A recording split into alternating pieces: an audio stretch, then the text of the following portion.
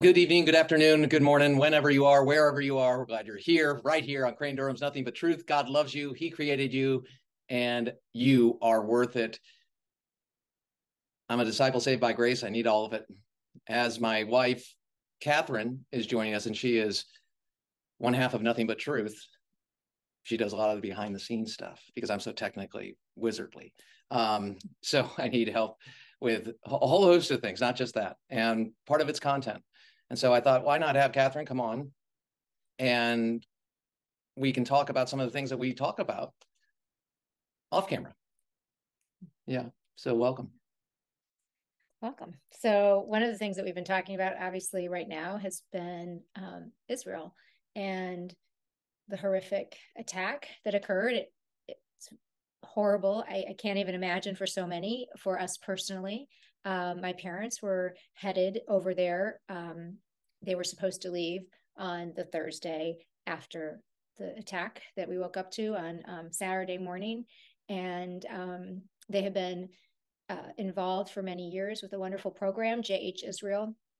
And it's just heartbreaking to see and to witness what's happened and what's occurred.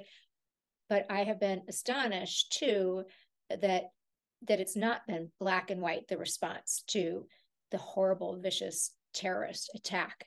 And so that's something that we were talking about, like the emotion behind, because there is a lot of emotion for all of us. All of us, yeah. And I mean, we see these things happening on college campuses, and I'm like sitting there going, you're supporting a terrorist organization. You're like supporting Nazis, Islamic supremacists who don't respect their people who don't share their faith to exist, and specifically going after the Jews and the Jewish state.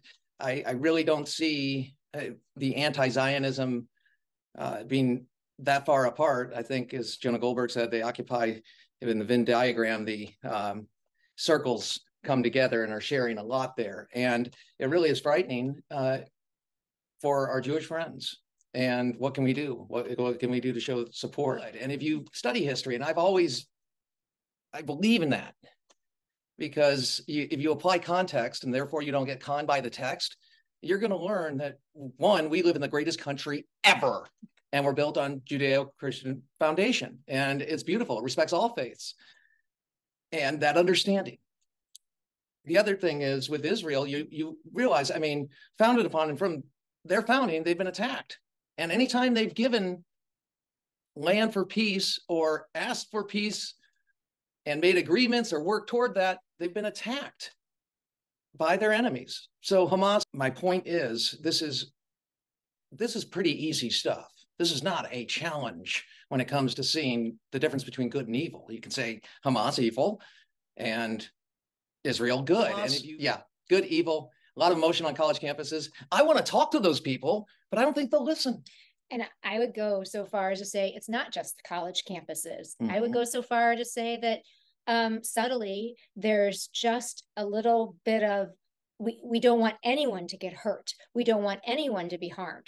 But when you have, to me, just a lay person, I'm not as learned and as studied on this, except to say, there's not anyone to stand up and push and say and hold Hamas accountable in Gaza. And so therefore you have to take them out. And I get so frustrated in my study of history and just reading back, and we see World War II, and we see how many missed opportunities we had to stop Hitler, to stop the Nazis. Well, they cheered Neville Chamberlain, peace in our time, once again giving land for quote peace. And it's not this story, and the history of this is pretty simple, and it's all laid out. And whether it's most recent with Gaza, in the sense of giving land for peace, well, they got missiles. I mean, now they got the worst terrorist attack and worst attack on the Jewish people since the Holocaust. I mean, this is not tough stuff. And I get it. Like, war is awful, and the thought of war or your loved ones, and not just sons, it's sons and daughters, it's wives, it's husbands. What's worse is subjugation and the conquering of people and run by evil regimes that don't share the recognition that we are all made in his image. And it's not just words. It's not just freedom of speech. That's not the outcome. Is not just, I'm just have a freedom of speech. There is there's an outcome. If you're supporting Hamas, Mm-hmm. they have made it very clear, as we heard earlier, yep. they want to annihilate all if you are supporting Hamas and you're here on a guest visa, bye-bye. Mm-hmm. Tom Cotton's doing that. Senator Cotton's doing that right now. I mean, there's actions we can take. And by the way, for those who think I'm advocating war and a loving war, I hate war. Are you, for those doing that, are you serious? Do you buy that BS? Because it's not true. I don't like war, but what's worse than war is letting the bad guys win, because then we lose our freedom. It's not like you're just saying they're terrible and this is what because they felt this way 2 months ago. They felt this way a year ago. We've known, I mean, that this is not a surprise of their heart and their vision, evidently. No, so this is their dance. The only thing that changes, they committed horrific terroristic crimes on innocents. And they've done this. They not only have done this, they're continuing to do it, and they're using people, useful idiots, to carry their propaganda. I want you to see the consequence of not doing something. And we have the consequence of not doing something with what we saw in Israel on October 7th. And we're going to see more of it. And unfortunately, and until we get rid of it and make the cost of supporting it so great that nobody wants to even touch it with a 10-foot pole. And so emotion, yeah, but emotion it's not about emotion. Having the right answer and getting on board, whether it's economics with less government intervention, understanding basic economics, Thomas Sowell, thank you. These are not difficult to get a hold of. You don't have to reach out, and I don't have to make these connections to make my case.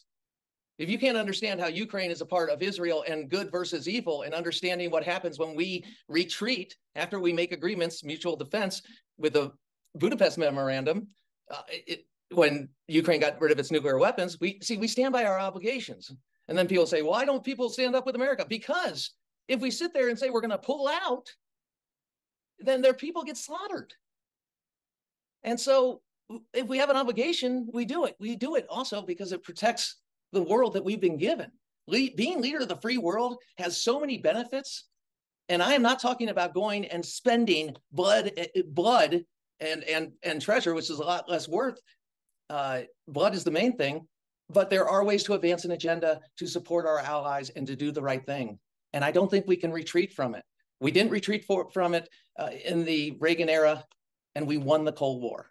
There's some lessons there. There are also cautions there after we won the Cold War. So, Katharine, thank you. I sometimes feel like I kind of dive in and then a little later, I'm like, well, what just happened? Are you okay? I'm okay. But I'm bringing Katharine on for so many reasons. It's great to have you. We'll talk more, and feel free to cut me off at any time, because some of the times these things are a bit long. I get it. All right. Katharine Durham, live with honor in your life, compassion in your heart, and always, always keep the faith. Just a disciple in progress, a dip that's saved by grace, with the best prayer monkey you could ever imagine. Mwah. All right. Thank you. Tell me what you think. Tell us what you think.